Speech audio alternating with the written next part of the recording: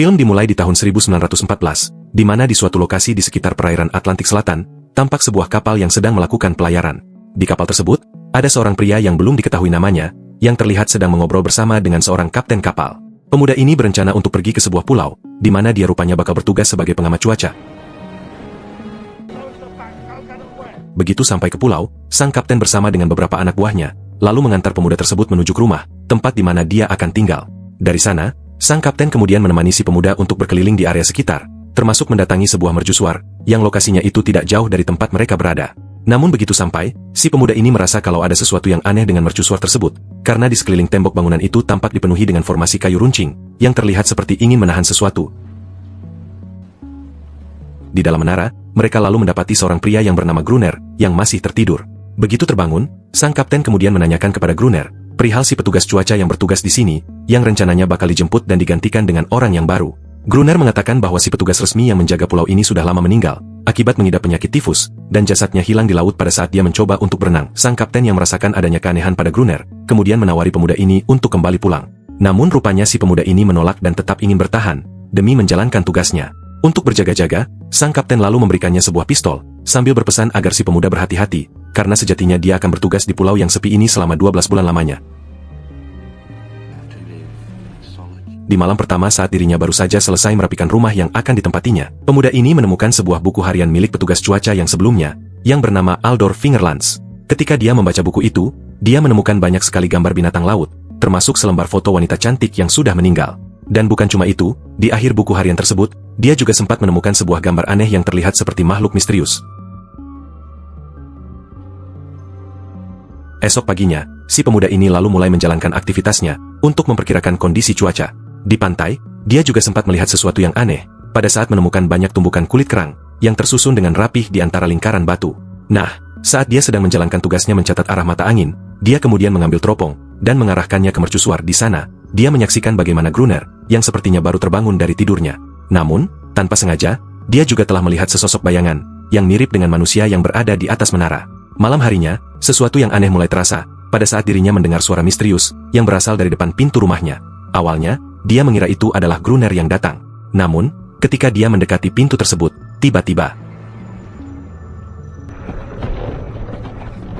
sadar kalau dirinya dalam bahaya, dia lalu bersembunyi di ruang bawah tanah. Sambil memegang sebuah pisau, dia lalu mencoba mengintip dari celah lantai. Tapi, secara mengejutkan, muncul satu sosok mata yang mengerikan, yang sedang menatapnya. Dengan refleks, pemuda ini lalu menusukkan pisaunya, yang seketika itu juga terdengar raungan kesakitan dari makhluk itu. Pemuda ini berhasil bertahan di bawah sampai esok paginya, di mana dia yang masih bingung dengan kejadian semalam, kemudian pergi ke mercusuar untuk bertanya kepada Gruner. Namun sialnya, Gruner tidak membukakan pintu, dan malah menyiramnya dengan air, sambil mengatakan kalau seharusnya dia tidak berada di sini.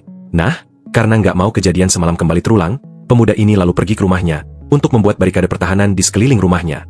Di momen ini, dia tanpa diduga menemukan sebuah senapan, dan juga persediaan amunisi peluru yang sepertinya cukup untuk bertahan malam ini.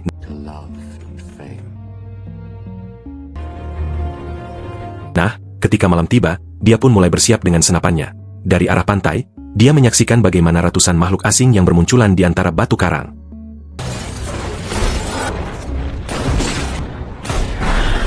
Karena kewalahan menghadapi begitu banyak makhluk, dia kemudian menyalakan api pada area yang sudah dia persiapkan di sekitar rumahnya. Melihat kobaran api itu, makhluk-makhluk tersebut lalu berlari ketakutan dan melarikan diri.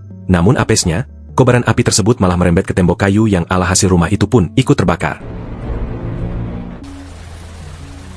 Keesokan paginya, si pemuda yang sudah habis kesabarannya, kemudian memutuskan untuk mendatangi mercusuar. Kali ini, dia secara diam-diam menunggu sampai Gruner keluar. Tapi pada saat dia sedang mengintai, tiba-tiba sebelum dia menembakkan senjatanya, Gruner lalu muncul dan memintanya untuk jangan menembak makhluk itu. Karena menurut Gruner, makhluk yang ada di hadapannya tidaklah berbahaya. Gruner akhirnya mau bernegosiasi, dengan syarat kalau si pemuda ini mau membagikan perbekalan, termasuk amunisi yang sebenarnya berasal dari rumah si pemuda itu tinggal. Gruner kemudian memanggil si pemuda ini dengan julukan Friend, di mana keduanya lalu mengambil sejumlah perbekalan dan membawanya ke mercusuar. Selama 2 hari, Friend rupanya telah pingsan, di mana dia lalu terbangun dari tidurnya, pada saat dia mendapati kalau si makhluk yang gak berbahaya tadi, sekarang terlihat sedang menjilati bekas luka bakar yang ada di tangannya. Dan ajaibnya, rasa sakit yang dialaminya benar-benar hilang. Di sini, Gruner kemudian menjelaskan, kalau makhluk yang ada di hadapannya ini tidak akan menyerangnya, dikarenakan makhluk buas ini berjenis kelamin betina, dan dianggap Gruner sama seperti peliharannya. Nah, malam harinya, Gruner lalu mengajak Fren untuk bersiap melawan serangan para makhluk buas itu. Begitu lampu mercusuar dinyalakan, makhluk peliharaan Gruner lalu terlihat seperti melakukan panggilan komunikasi, di mana gak lama berselang, ratusan makhluk buas itu muncul dari dalam laut. Tahu akan hal itu, Gruner lalu segera mengajak Fren untuk mulai menembaki makhluk-makhluk itu. Tapi sialnya, si Fren malah terdiam ketakutan dan tidak bisa berbuat apa-apa. Keesokan paginya, Gruner yang marah dengan kelakuan Fren tadi malam, kemudian memperingatkan kalau dirinya gak mau ada seseorang yang akan menjadi beban di pulau ini. Gruner bahkan juga tidak peduli dengan semua perbekalan yang telah dia berikan, karena semuanya itu akan sia-sia jika Fren tidak membantunya. Singkat cerita, di malam hari, Gruner lalu memberikan kesempatan terakhir bagi Fren untuk mau membantunya. Namun begitu makhluk-makhluk itu mulai berdatangan, Gruner malah meninggalkan Fren sendirian. Belum jelas alasan kenapa Gruner melakukannya, tapi yang pasti ketika di pagi hari dia mencoba memeriksa, Gruner mendapati kalau ternyata Fren masih hidup dengan kondisi tubuh yang berlumuran darah.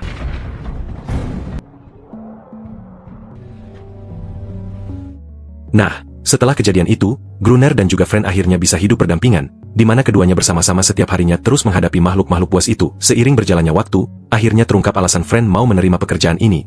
Fren tadinya hanya ingin mencari ketenangan dan juga kedamaian, namun di tengah pulau yang sunyi sekalipun, ternyata malah membuatnya seperti berada di dalam neraka yang penuh dengan monster. Fren sebenarnya mempunyai beberapa pertanyaan, yaitu kenapa makhluk-makhluk tersebut muncul pada malam hari dan datang pada saat si makhluk betina mengeluarkan rawangannya. Fren belum bisa menemukan jawabannya, karena Gruner hanya menjawab kalau makhluk-makhluk itu hanya menganggap manusia sebagai penyusup di pulau ini. Nah, suatu hari sepulang mencari kayu dari rumah yang dulu dia tinggali, Fren menemukan kerangka tulang ikan paus yang terdampar di pinggir pantai. Di sini dia lalu membawa potongan kecil tulang ikan paus itu untuk diukir. Next kemudian, setelah berminggu-minggu lamanya, ternyata makhluk-makhluk itu tidak lagi menyerang mereka. Awalnya Fren menganggap kalau kemungkinan mereka sudah menyerah, namun Gruner membantahnya dengan mengatakan kalau makhluk-makhluk buas itu sepertinya sedang mengumpulkan kekuatan untuk menyerang mereka lagi dengan jumlah yang lebih banyak.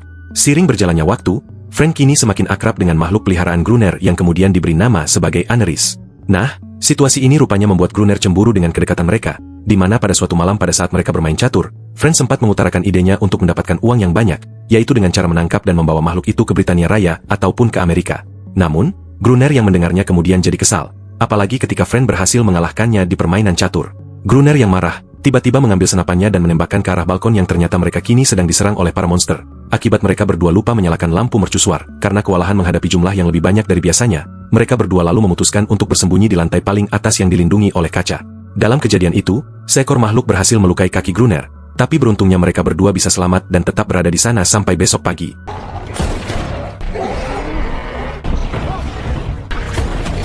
Nah, esok paginya mereka menyadari bahwa sepertinya mereka tidak akan bisa bertahan akibat kekurangan makanan dan juga amunisi.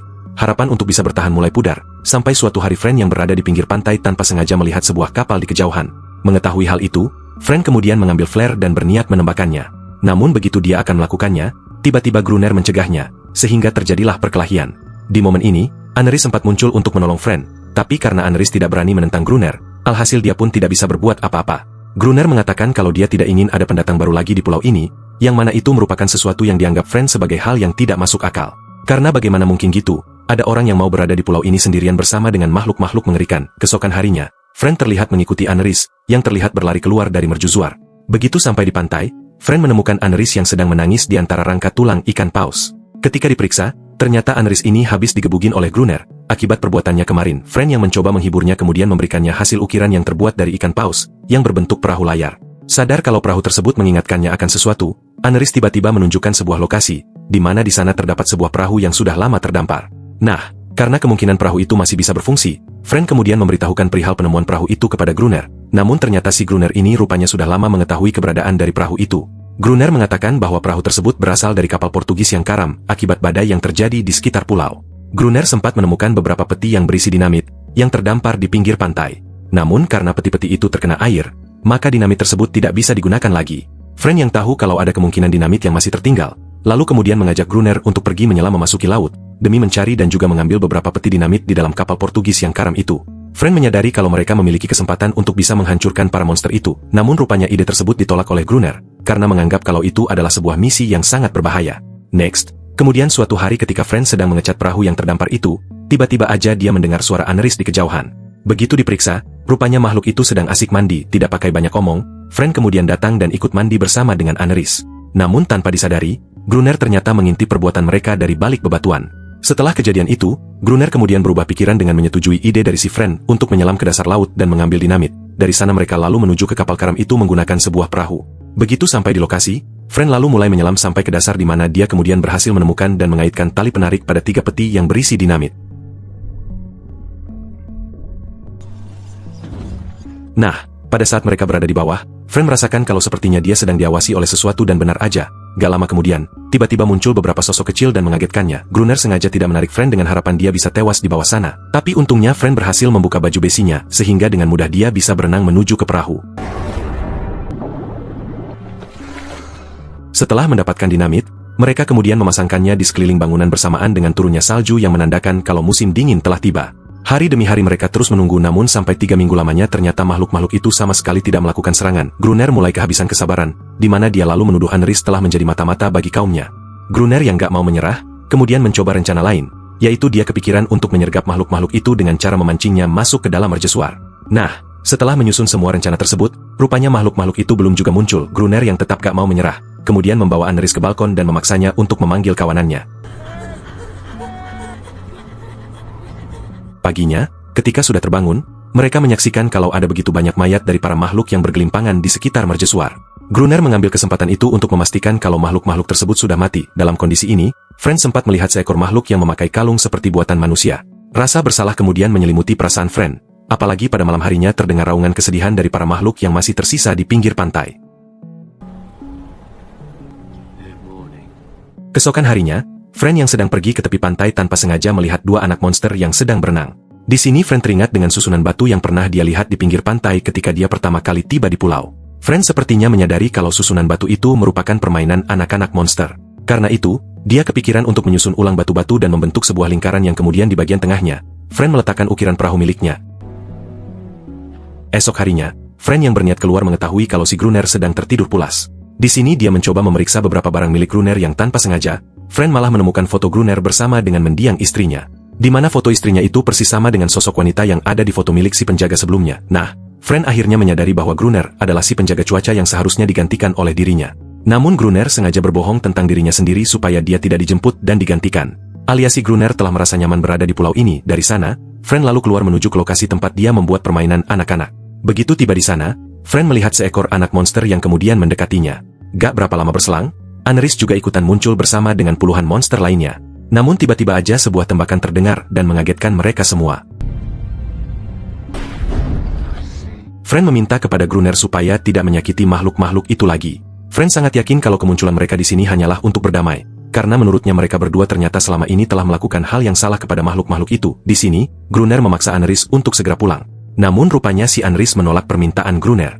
Gruner yang mengetahuinya lalu kembali ke mercusuar, tapi bukannya sadar dengan semua perbuatannya. Gruner yang sudah kembali ke mercusuar ternyata menembakkan flare ke arah para monster yang mengakibatkan si anak monster terkena tembakan dan akhirnya mati. Fren yang kecewa lalu mendatangi Gruner, di mana di sana mereka berdua mulai saling baku hantam. Di saat sudah terpojok, Fren lalu mengungkapkan jati diri dari Gruner sebagai Aldor Vingelands, sosok penjaga yang harusnya digantikan olehnya. Mendengar perkataan itu sontak membuat Gruner terdiam. Dia lalu berjalan sambil diselimuti perasaan sedih, di mana Gruner lalu menuju pintu dan membuka pintu tersebut.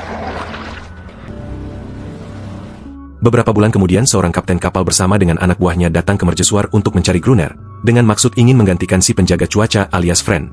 Namun begitu terbangun, Fren yang dianggap sebagai Gruner tidak membantah hal tersebut, di mana dia malah mengatakan kalau petugas itu telah mati akibat terkena penyakit tipes. Nah, Fren sepertinya sudah merasakan apa yang selama ini dialami oleh Gruner, sesuatu yang pada akhirnya membuat Fren bisa menemukan kedamaian yang dia impi-impikan. Adegan kemudian diakhiri dengan Anris yang terlihat agak kesal karena menganggap Fren kemungkinan bakal pergi, di mana dia lompat-lompat ke dalam laut dan kemudian tamat. Itulah tadi alur cerita dari film Cold Skin tahun 2017.